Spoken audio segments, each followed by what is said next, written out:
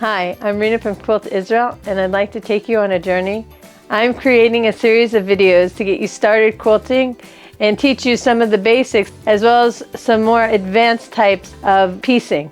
In the end, we'll actually have a finished quilt. In this video, I'm going to be talking specifically about the tools that you'll need to actually create a quilt. Let's get started. If you're just starting out and you don't want to make a big investment, you can just use fabric and scissors. To make sure that you get faster and more precise cuts, I highly recommend getting a self-healing cutting mat, a rotary cutter, and a straight edge ruler. If you don't already have a cutting mat and need to buy one, make sure that you have room for whatever cutting mat that you plan on getting. A good way to think about it is, what size is the table that you're going to be sewing on? From there, that's how you should choose what cutting mat you'll be using. I would get the largest cutting mat that would fit on my space because it's just a good investment if this is something that you're going to want to do for a long time. As far as rotary cutters are concerned, there's a bunch of different types out there. A good rotary cutter to start with is a 45 millimeter. It's not too big and it fits great in your hand. Here I have the Alpha Splash rotary cutter. It comes in a bunch of colors. This one I've had forever. I love it.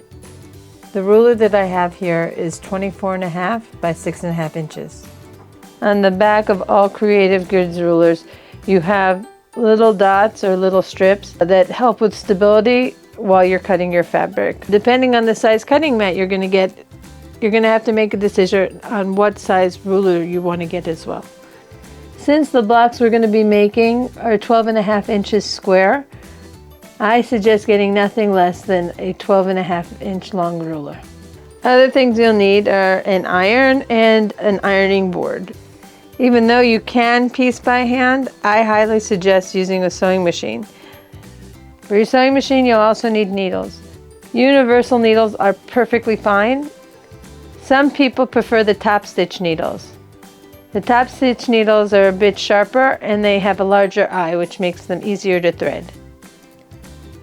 I love using Orifil 100% cotton thread. The reason to use cotton over a polyester thread is that the cotton really binds with the fabric. And of course, the most fun part, fabric. I've chosen to start with a few solid colors for my quilt. I'll probably be adding more as time goes by. For the quilt we're making, a 12-piece fat quarter bundle plus background fabric should suffice. We're going to start with the basics on how to cut fabric, learn how to join seams so that they match. We'll do some applique, as well as some curved piecing. Think of this as a mystery quilt, that you're not sure what you're going to get in the end. I have box planned, but I haven't made them yet, so I can't show a finished quilt right now. But if you join me on this journey, we'll finish it together. Besides the basics of piecing your quilt, I'll also be covering how to finish your quilt. That includes basting your quilt, as well as quilting your quilt. We'll also cover some different quilting designs, how I choose quilting designs when I'm looking at a quilt. I'll explain to you all the stuff that goes on in my head as I'm making it. And of course, we'll finish it off with the binding and a label. I hope you enjoy this experience and love quilting just as much as I do. At any time throughout this video series, have any questions, please leave them in the comments and I'll answer them as quickly as I can. I hope you really enjoy this journey with me. I look forward to seeing you in the next video. To make sure you don't miss any of the videos in this series, make sure to subscribe to the channel. Thank you so much.